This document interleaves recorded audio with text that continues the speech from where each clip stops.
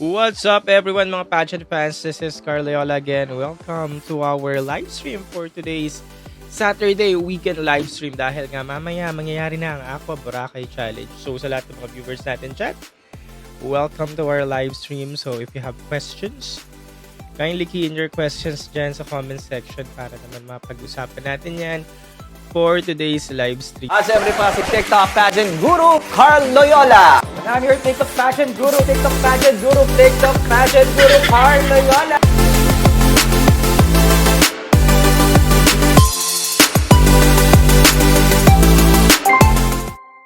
Hello everyone, happy weekend. Ayan, ang dami na agad nating viewers, so kakaumpisa ko pa lang.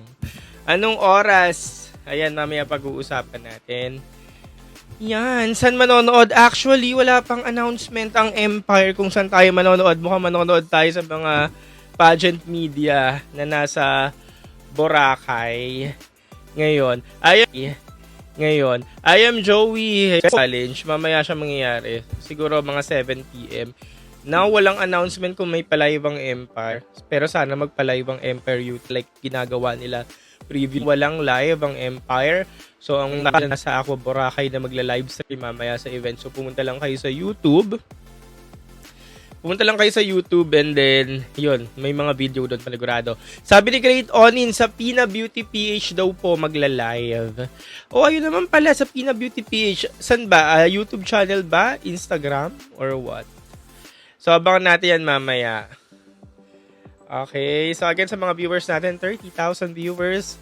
Happy Saturday! Yes, wala po ako sa Aqua Boracay kasi ang dami nating ganap sa buhay, hindi kinaya ng schedule. And yun nga, sabi ko rin sa mga recent live ko, mas prefer ko din na manood muna sa bahay. And then mag-commentary na lang din after kasi mas mabilis. Although, na-miss ko yung moment. Kasi ang saya ng party nila kahapon, no? Nung pa-welcome party. Tapos mamaya may after party pa. Yun yung isa sa mga masasayang moments. Syempre party. Mingle with the girls. Talagang makakahalubilo mo sila. And then after noon, pag nabitin ka ng party, lalabas ka lang ng Aqua Boracay party ulit outside Boracay. So masaya talaga siya. Actually, ayun nga yung isa sa mga na-miss kong moment. Hindi pa ako nakaka-attend ng Aqua Boracay Challenge ever since nag-cover ako ng MUPH or naka-accredit ako. Pero yun nga, sayang. Pero sana, hopefully, soon, next year, ayan, maka-attend na rin tayo ng event. Again, Aqua Boracay Challenge, 7 PM yan panigurado. Kasi last year, 7 PM din naman nila ginanap. Wala kasing announcement. Balikan ko nga ulit. Guys, wait lang Kasi may nagsabi kanina, Pina Beauty PH daw ang magla-live. Live na daw sila. Live ang Pina Beauty PH nga sa backstage lang daw sila. Live ang Pina Beauty PH now. Nakikita ko ng mga snippets ng mga galing sa mga pageant media natin. Nakita ko na yung stage. As usual, yung stage ay katulad ulit nung dati. Kasi hindi naman pwede makapag-pull off ng malaking stage sa Aqua Boracay. Kasi kung ano yung landscape ng Aqua Boracay, yun din naman ang gagamitin talaga. So, yun, walang announcement ng Empire kung magla-live sila. Check ko lang ang Aqua Boracay. Aqua Boracay, wala din.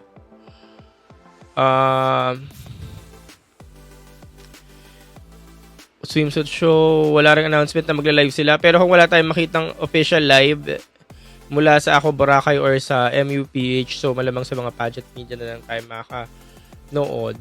So, panigurado 7 yan mag-start. Or baka before 8. Good afternoon, Kuya Carl. Era. Magla-live yan sina Pau, sina Mami Sherman, si Brian, nandun din. Magandang spot nila, Brian, ata, mamaya. Sina Brian Loves Pageantry. Sherman, oo. The Crown, especially The Crown, magla-live yan mamaya. So, malamang dun tayo makakapanood ng Aqua Boracay Challenge. Rio 1 watching from 7 views. Salamat po. We're from Hello Glow to Pinarampain kagabi sa event. Sige, pag-uusapan natin yan mamaya. Actually, tama ka.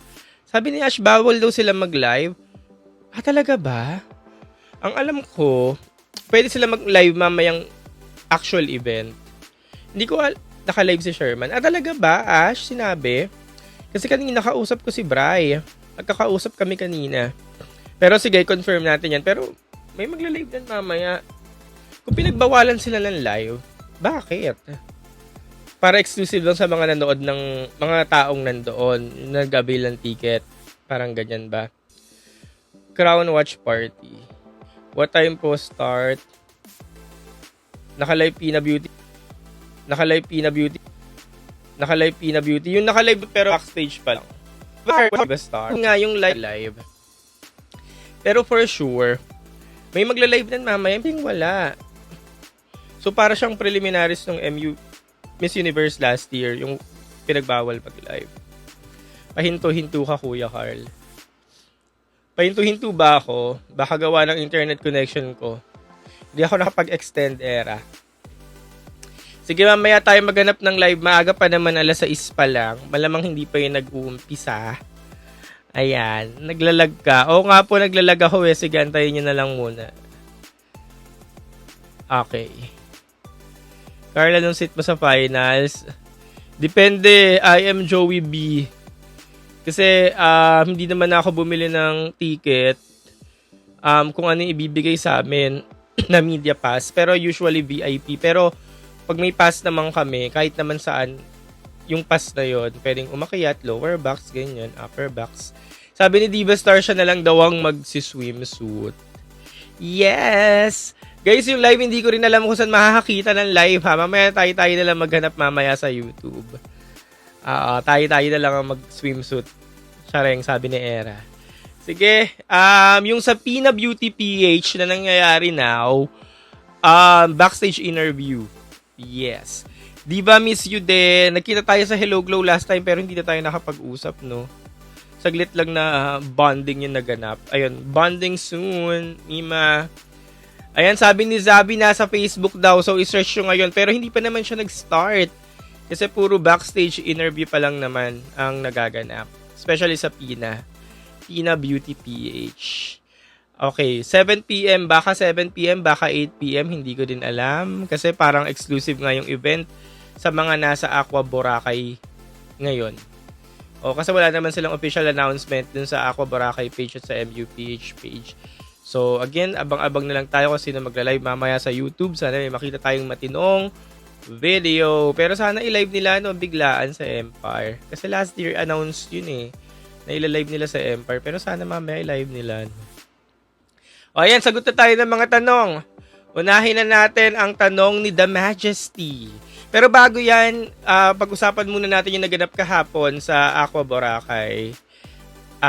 Aqua Boracay welcome party kasi nga po, 3 sa mga delegates ang nanalo or nakakuha ng sponsor awards. Ayan nga, ay si Muntinlupa, si Atisa, at ang nagsashine na ngayon na si Pasay. So when it comes to Winwin Marquez, nakita nyo naman na laban si Winwin Marquez. No, wala talagang holdback ang performance ni Winwin Marquez at kagaya sa Northern Samar, yung eksena nila sa Northern Samar. Actually, hindi naman yun yung first time. Hindi naman yun yung first time dahil wala talagang holdback ang performance ni Winwin. Simula nung nag-Hello Glow event sila 2 weeks ago, talagang aura kong aura, parang pang MGI nga ang aura ni Winwin noon, no? Tapos, pagkatapos noon, Northern Samar stint na. Yung mga event nila na talagang, alam mo yun, talagang todo galaw na si Winwin. Yun, nakakitaan na natin siya ng talagang mukhang siya yung namamayagpag sa competition. And then, sinigundahan pa ng rampa, pinarampa, runway showcase na ang ganda-ganda, ang galing-galing niya. Dun sa rampa, pinarampa showcase nila kasi nga, yun talaga yung forte niya. Kaya as usual, magaling talaga siya or talagang api yung kanyang catwalk or yung kanyang rampa. And then kahapon sa Aqua Boracay, sa opening ng Aqua Boracay, yung tawag dito, welcome party nila. Ayun nga, sobrang ganda talaga ng pasarela ni Winwin. So ayan, hinanap ko siya. Galing to kay Sherman Gamboa sa Instagram. Eto, no, iba talaga yung pasarela ni Winwin. Talagang pag-dancer ka talaga, nagahang siya. Pag dancer ka talaga, iba talaga yung galaw, no? Pag dancer, talagang humahataw, kending kung kending. Ang ganda ng ikot, lahat. At yung buhok niya dito, ito yung napansin ko sa kanya. Parang ito yung best hair kay Winwin. Mermaid curl ba ang tawag dito? No, mermaid mermaid curl ang tawag dito, no? At bumagay ito sa kanya. Parang bagay sa kanya yung makapal yung extensions. Yung makapal yung buhok niya, tapos medyo kumikirl lang ng konti. Hindi to wavy curl eh. So parang mermaid siya. Mas maganda daw ang pasarela ko, sabi ni Gio. So ayan oh.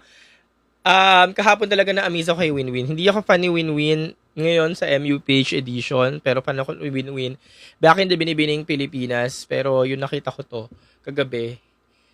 Napawaw talaga ako. And ayan, number 1 ko na naman ulit si Winwin. Again, hindi ako fan ni Winwin, pero madalas ko siyang number 1 sa listahan ko dahil nga sa pinapakita niya.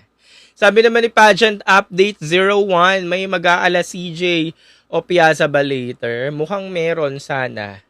Speaking of CJ o Piazza, pasarela ni Rachel Hoco, mukhang CJ o Piazza. Tapos, parang may nabasa ako sa isang comment section na ang nagtuturo daw kay Rachel Hoco si CJ o Piazza. Hindi lang ako sure, pero magkahawig sila ng pasarela ni CJ o Piazza. And si Rachel Hoco, actually maganda yung Pinarampa showcase niya. Hindi ko lang siya naipasok sa top 10 ko kasi gitgitan yung top 10 ko. Pero siguro kung may 11 to 15 ako, isa siya doon. And ayun, parang, yun nga, bukod kay Winwin, mukhang magsi-CJ o Piazza, mukhang ito si Rachel pwede. Si Ifugao, maganda din ang pasarela.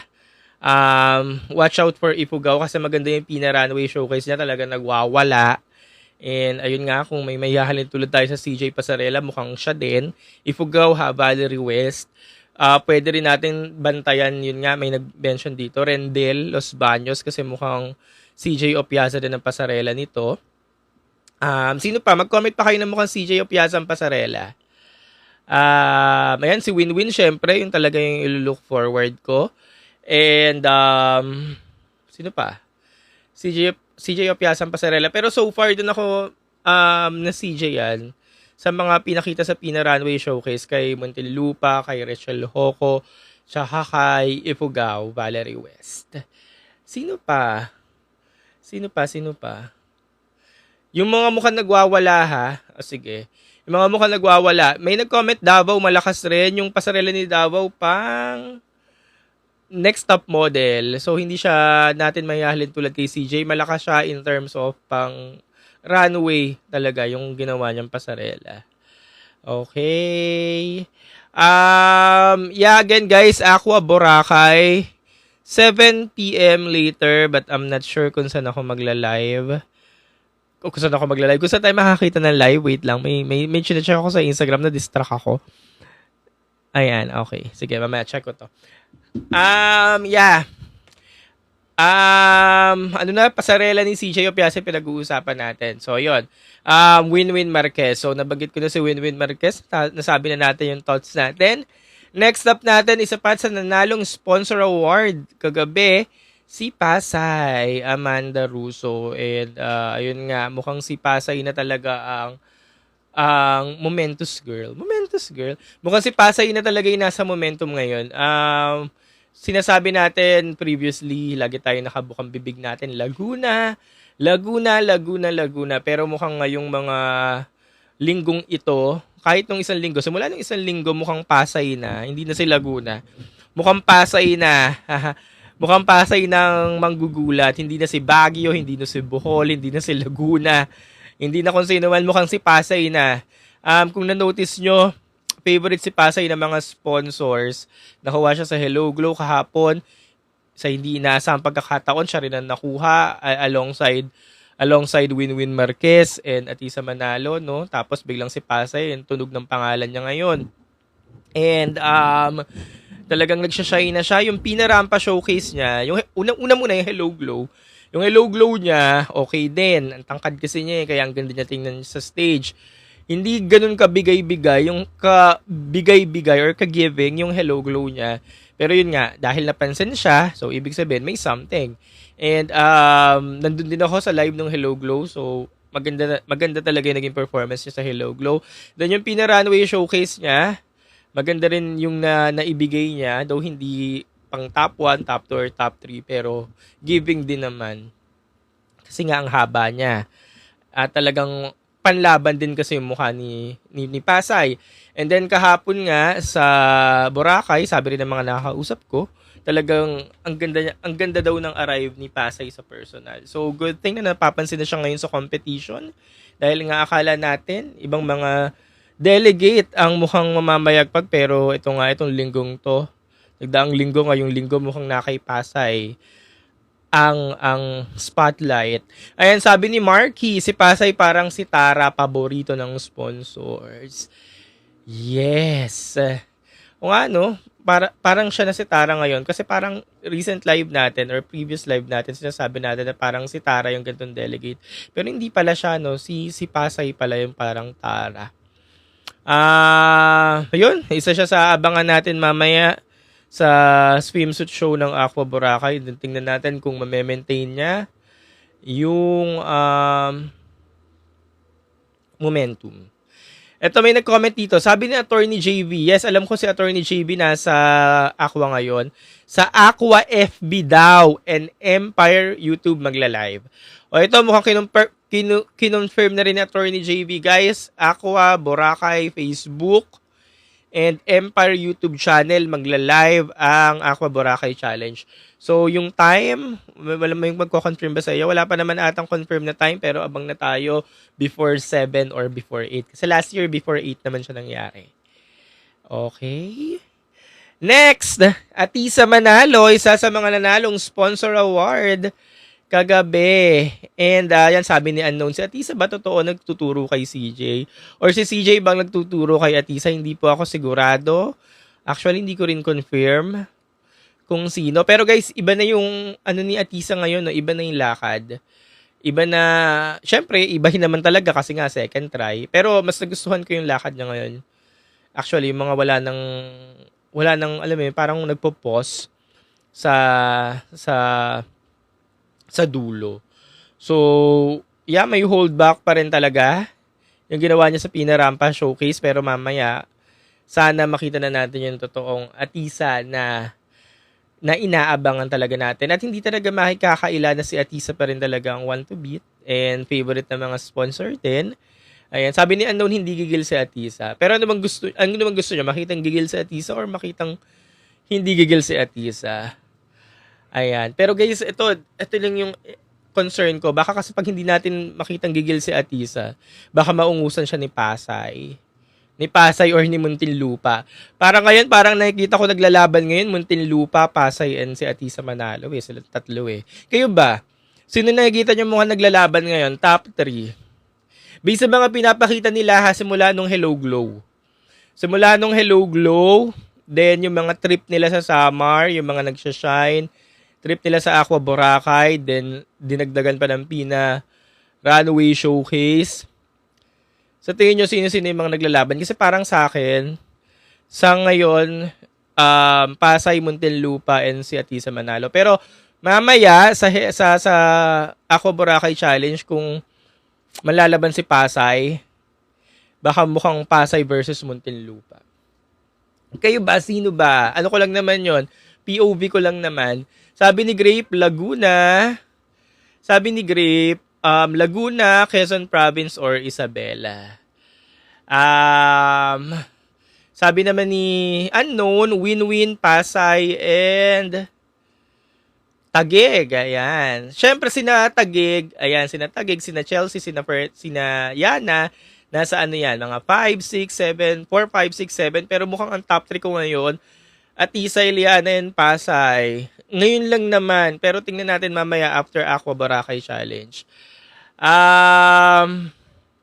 Sabi ni Zabi, Laguna, Quezon Province, and Benguet naman ang mukhang top 3 niya ngayon.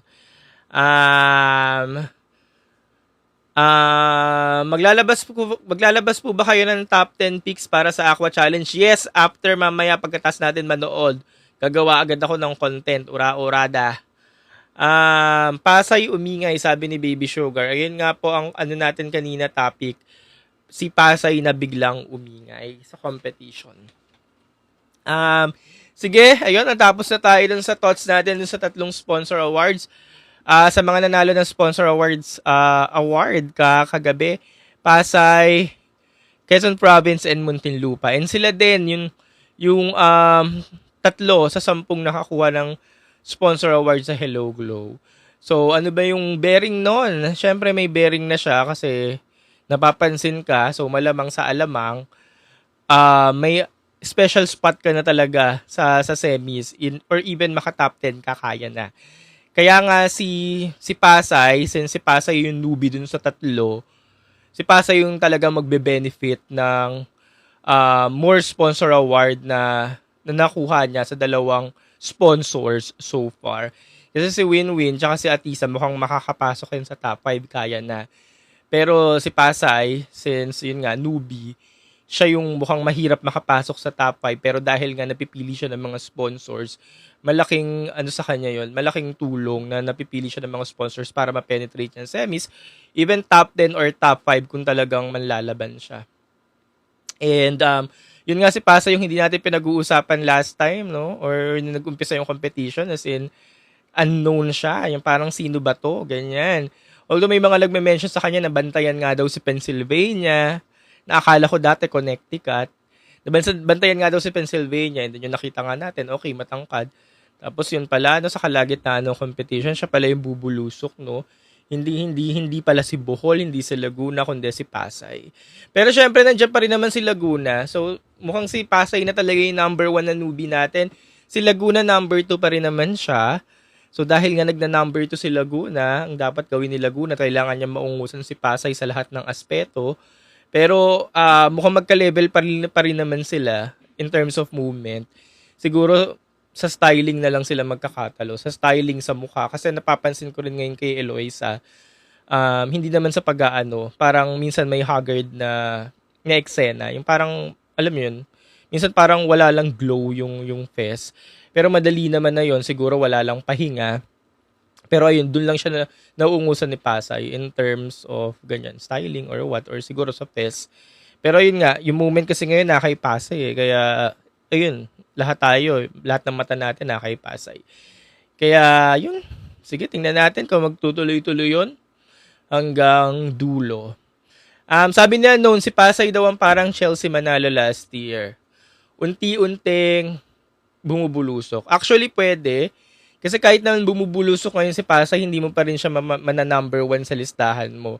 Kasi nandyan si Atisa, tsaka nandyan si Win-Win Marquez. So, mukhang yun yung matindi niya makakalaban. Okay, so kanina pa tayong banggit dyan sa tatlong yan. Banggitin naman natin yung iba. Okay, banggitin naman natin yung iba. Nung oras na 6:08 p.m. sa lahat ng mga viewers natin, 130,000 viewers. 6:08 p.m. na Aqua Boracay Challenge mamaya, Empire YouTube channel o Aqua Boracay FB page. Baka 7 p.m. yan. Kasi kalaway ko. Baka 7 p.m. yan magaganap. 7 p.m. guys, before 7 p.m., 7:30. Abang lang kayo Aqua Boracay FB page or Empire YouTube channel. Kung wala, search lang kayo ng kahit anong pageant media sa YouTube, pageant pages, may mga magla-live nandun. Okay. Alright. Wait lang. Iinom lang ako ng tubig.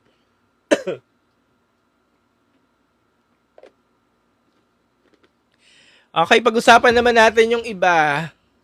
Davao. Ayan, marami nagko-comment kay Davao. Davao. So, kagaya ni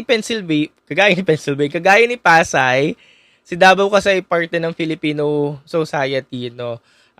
Part siya ng Filipino Society of Hawaii, and nung nakoronahan siya sa local pageant niya, may mga nagbanggit na rin sa akin na, Kuya, bantayin mo to kasi nga malakas nga ito. So, hindi natin siya pinag-uusapan or hindi siya na-pick up ng mga pageant fans nung una, pero ngayon, yung clout ng candidacy niya, yung ingay ng candidacy niya ay para na rin si Pasay. Though magkaibang level nga lang. Pero kasi si Davao, laging nandyan. Laging nandyan sa listahan. Hindi siya yung typical beauty na hinahanap natin pag sa isang beauty queen. Kasi alam niyo naman yung eksena na mga mukhaan na hinahanap natin sa isang beauty queen, especially sa magre-representa ng Pilipinas pagdating sa international pageant. Pero yun yung maganda sa kanya dahil nga hindi siya yung hulma na nakasanayan. So, yun yung unique sa kanya dahil hindi nga siya yung hulma. Kaya, yun yung unique sa kanya. And dahil doon, ayan, lagi siyang nasa listahan, pumapasok siya sa 10 and even sa personal list ko, hindi ko akalaing papasok siya sa top 10. Kasi na-elbow niya yung ibang mga malalakas na pinag-usapan natin nung umpisa eh. And hindi rin ako fan niya, hindi ko siya favorite, pero dahil sa pinapakita niya, pumasok siya sa top 10 ng personal list ko. And malamang sa inyo, pumasok rin siya sa listahan nyo. And yun, maganda yung pinapakita niya sa competition. Tingnan natin kung magtutuloy-tuloy siya hanggang matapos tong Ako Boracay Challenge and hanggang matapos ang MUNEX on May 2. Next natin. Bohol. Ayan, kanina may mga nagko-comment dito ng Bohol. Unfortunately, ayaw man natin tanggapin na talagang nagpa-plateau si Bohol. Actually, hindi na nga nagpa-plateau, parang nawawala na sa competition. And I hope maka-bounce back or makita natin ng revenge ni Tyra mamaya sa Ako Boracay Challenge. Kasi nabanggit ko rin naman yung mga previous live ko nang yung Hello Glow performance niya. Doon nakapasok siya sa top 10 pero hindi talaga ganun ka-strong yung performance niya. Sa Pina Runway, akala natin hold back performance lang yung Hello Glow pero parang napatunayan natin na hindi hold back performance yung runway niya dun sa Hello Glow kasi nga hindi talaga appealing yung performance niya during the Pina Runway Challenge. And yun nga, komento rin naman ng karamihan ng mga pageant fans na kailangan niya talagang pagtuunan ng pansin yung pasarela niya dahil mukhang dun siya madadali. And siguro alam naman ni Tyra kung ano yung take note niya. Alam naman niya kung ano yung i-prove niya. And then let's see later kung makikita natin yung revenge or magbabounce back ba si Tyra sa competition. Dahil nga si Tyra, nung nag-start naman yung tong MUPH itong competition, siya yung equivalent ni Laguna. Halos magka-same way lang yung candidacy nila nung nag-start yung competition. Pero ngayon parang nawawali na nga siya. And tingnan natin kung, yun nga, kung baka know when to pick. Though pwede naman siya mag-know when to pick kasi siya si Tyra Goldman. Tingnan natin kung mag-i-improve pa ba yung mga nakita natin bases from the do activities na nagawa nila. Ayan. Nakapati na naman yung lalamunan ko. Wait! Ayan, sabi ni Porny, Diyos ko, sabi 5 p.m. Anong oras na? Guys, yung 5 p.m. mukha naman talaga hindi masusunod ng 5 p.m. kasi nga, ang Ako Boracay Challenge normally gabi siya ginaganap. And ayun nga, as usual, Filipino time, ang 5 p.m. nagiging 7 p.m. minsan nagiging 7:30. Abang-abang na lang tayo mamaya. Yes, Filipino time, sabi ni Dennis. Okay lang yan, wag na kayong magalit. Oo, Filipino time nga, no? Filipino tayo, so wag na kayong magalit, Filipino time. Ganun talaga. Next natin, Sultan Kudarat, Chelsea Fernandez. Isa sa mga abangan natin sa Runway Challenge later kasi alam natin kung ano ibubuga at kung paano manlaban si Chelsea Fernandez. And so far, hindi mo pa siya matatop 1, top 2, top 3 kasi nga mukhang naka-reserve ang top 1, top 2, top 3 kay Muntinlupa at kay Atisa talaga. Mukhang it's Atisa versus Muntinlupa. And then yung isa for the top 3, syempre, kailangan natin magpasok ng newbie and it's for Pasay. Sabi ko nga rin kanina sa early stage ng live stream, mukhang silang tatlo talaga yung manlalaban so far or naglalaban so far. Yun, Sultan Kudarat, although si Sultan Kudarat mukhang nasa 4, 5, 6 naman siya. So, konting eksena pa, konting push pa, kaya naman niyang mag number 1, number 2, number 3. Though yung laban kasi ni Chelsea Fernandez ngayon talagang ano lang eh. Low-key, alam mo yun? Relax lang, yung parang low-key lang yung laban niya, relax lang. Parang kung anong mangyari, bahala kayo dyan. Basta lalaban lang ako. Ganun siya eh. Ano lang, talagang relax yung laban niya. Kung ano yung maging verdict sa kanya ng mga pageant fans, okay lang. Basta ginagawa niya lang yung best niya. Ganun yung laban ni Chelsea Fernandez. And nagre-resonate naman yan. Nagre-resonate yon every time na makikita natin siya sa mga submission ng entries niya, kagaya ng sa Runway Pina Showcase. Halata mong relax lang talaga eh. Talagang ayun. Yung walang ka-stress-stress, walang pressure, walang excess baggage na dinadala, parang ganyan. And then sana makita rin natin yun mamaya sa Runway Showcase kasi malay naman natin, baka siya yung mamayagpag, pero mukhang kasing mukha kasing forte ni Win-Win talaga yung mamaya eh. Kaya parang kahit anong eksenang na, alam mo yun, kahit anong eksenang maging, kunyari, favorite ko si Chelsea. Mukhang siya yung number 1 ko, pero pag nakita ko si Win-Win, baka kasi biglang si Win-Win talaga yung umangat mamaya kasi nga forte niya eh. Anyways, yon. Yun lang naman yung masasabi ko kay Chelsea. But yeah, abangan natin si Chelsea kasi nga, mukhaan talaga. Iliana naman. Ayan, may mga nagbabanggit kay Iliana. Si Iliana, hindi ko alam kung nakatulong ba na sinabi natin na huwag kang manggigil Iliana. Kasi nga, dahil hindi natin nakikita yung gigil factor kay Iliana, diba, hindi natin nakita yung gigil factor kay Iliana, hindi rin tayo manggigil na ilagay siya sa number 1, 2, 3. Pero yun nga, yung laban niya din, although relax lang din, yun, relax nga lang din, ganyan. Pero iba relax lang din, kagaya ni Chelsea, pero iba sa pinapakita ni Chelsea Fernandez. So, ano bang gusto ko makitang Yana mamaya? Gusto ko na makita yung Yanang laban na laban. Kayo ba? Ano bang gusto nyo makitang Yana mamaya? Gusto ko na makita yung Yanang laban na laban. Although malinis yung pina-runway showcase niya kasi nag-number 2 pa nga siya sa akin eh. Number 1 si Iliana, number 1 si Muntinlupa, number 2 si Iliana. Malinis yung pina-runway showcase niya, pero gusto ko na makita yung Ilianang laban na laban mamaya. Kasi kailangan makita talaga na mayak patao. Kung nakita nyo naman yung pasarap so very MGI na, no? So sinasabi natin hindi naman ganyan yung photo na hanap ng Miss Universe. Yung ginawa ni Win-Win Nicaragua, Shanice Palacios and Victoria Telvig caliber eh. So yun yung kailangan gawin na siguro ng iba, no? Makita natin si Atisa nagagaganon, no? Si Iliana nagagaganon. Pero si Iliana kaya yun eh. Hindi lang ginagawa ni Iliana. Yun, hindi ko alam kung ano ba talagang dapat gawin ng mga girls na to. Kasi si Win-Win talagang laban na laban eh. Kung hindi mo hihigatan yun, mawawali ka. Ayun, hindi ko lang alam. Anyways, nagko-compete naman sila for the Miss Universe Philippines. Iba naman ang criteria ng Miss Universe Philippines versus Miss Universe. So, siguro yung iba, binibase nila yung performance nila sa hinahanap ng Miss Universe Philippines, hindi sa hinahanap ng Miss Universe. Yeah, so abangan natin mamaya. Pero iba talaga yung galawan ni Win-Win eh. Feeling ko dapat kailangan nilang lahat maggalawan ni Win-Win eh. Kasi si Win-Win yung kailangan nilang pataubin. Bukod sa ang kalaban nila mga sarili nila, si Win-Win talaga yung kalaban. Kaya mukhang kailangan nilang higitan yung performance nun. Anyways, yan. Sabi ni Harris, agree ako sa'yo. Di ako fan ni Win-Win pero deserve niya yon, top spot. 'Di ba? Ako din, 'di ba, hindi nga ako fan ni Win-Win ngayong edition pero pag nakikita ko sa Win-Win, hindi mo naman pwedeng i-deny o hindi mo naman pwedeng ialis yung fact na siya talagang giving or binibigay niya yung performance na gusto ng mga pageant fans. Ito, may nag-comment. Sabi ni Ishung, thoughts daw kay Miss Zamboanga. Hindi ko alam kung nag-back out na ba si Miss Zamboanga. Parang nakahagip ako ng balita na nag-back out na daw siya. Pero hindi ako sure i-confirm nyo na lang.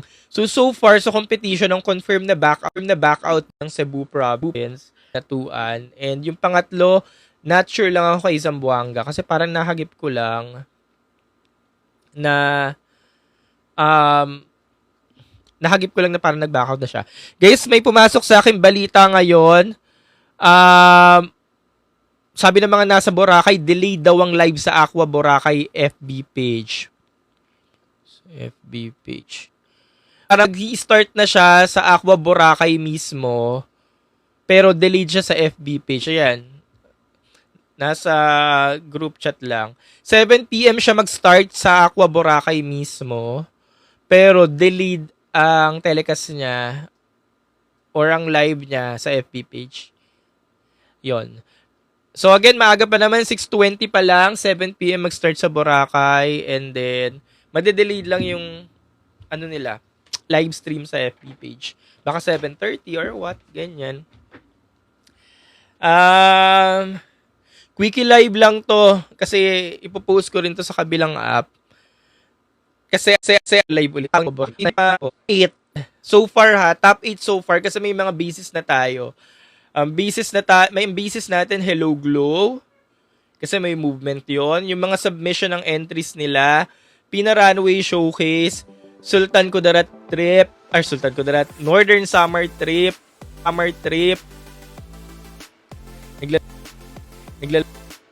naglalag daw ako. Northern Summer trip, tsaka UI, kahapon. Sorry kung naglalag ako So, ng top 8 ko. Unang-una pumipitik yung internet ko. Wait lang. Okay lang.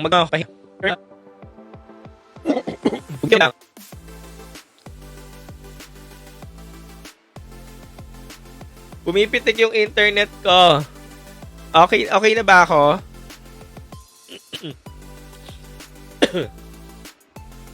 Pumipitik ang internet ko. I'm so sorry. Pumipitik siya.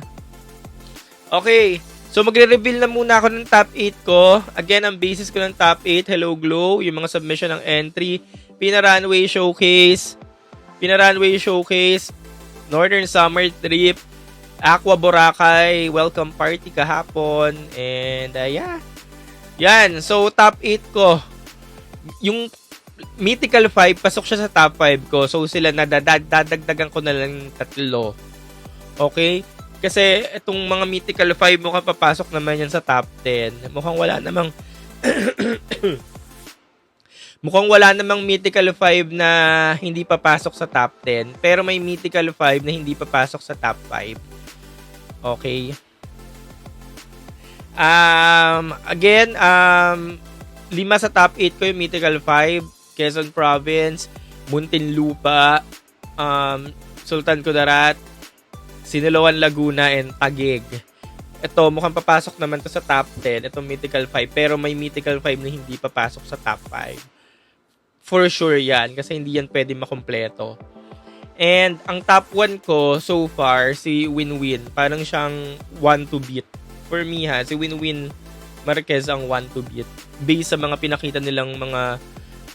activities na pinakita nila.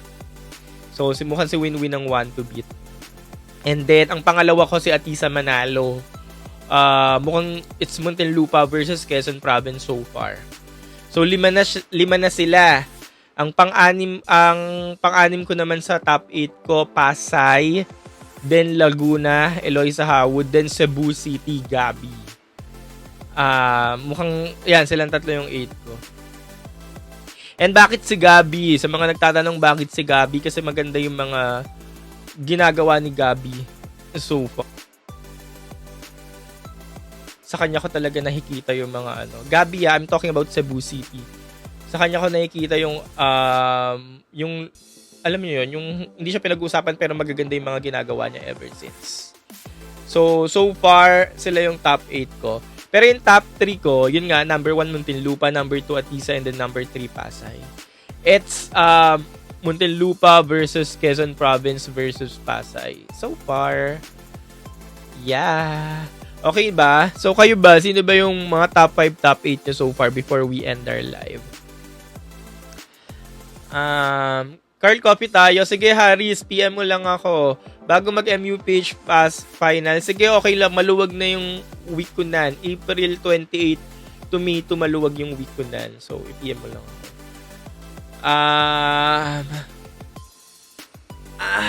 Ayun nga. Yon, guys, yung mga binabanggit yung mga province na banggit ko na kanina yung thoughts ko. I-upload ko naman to sa YouTube, so check nyo na lang yung replay. Alright, so again, Aqua Boracay Challenge later 7 PM. Live na live sa Emperor YouTube channel and sa FB page ng Aqua Boracay. So magabag na kayo, 7 PM. Though ang news sa akin, 7 PM siya mag-start sa Boracay pero delayed yung telecast sa FB. So set your expectations or manage your expectations. Kung hindi nakuha yung ine-expect nyo sa show, okay lang yon. Okay? So enjoy the show and cheer for your favorite delegates. Again, Empire TV YouTube channel and FB page ng Aqua Boracay, 7 PM. And after ng Aqua Boracay, mamaya magla-live ulit tayo para sa live na commentary sa naganap na runway challenge. At tingnan natin kung sino nga bang aangat, kung aangat nga ba ulit si Winwin, si Pasay. Tingnan natin kung manlalaban na ba si Atisa, si Yana, may maintain ba ni Sultan Kudarat ang momentum, ni Laguna, or kung sino pang mga niroroot nyo for the crown. Okay, again, this is Carl Loyola. Bye-bye and see you later. Siyempre pa si TikTok pageant guru, Carl Loyola. And I'm your TikTok pageant guru, TikTok pageant guru, Carl Loyola.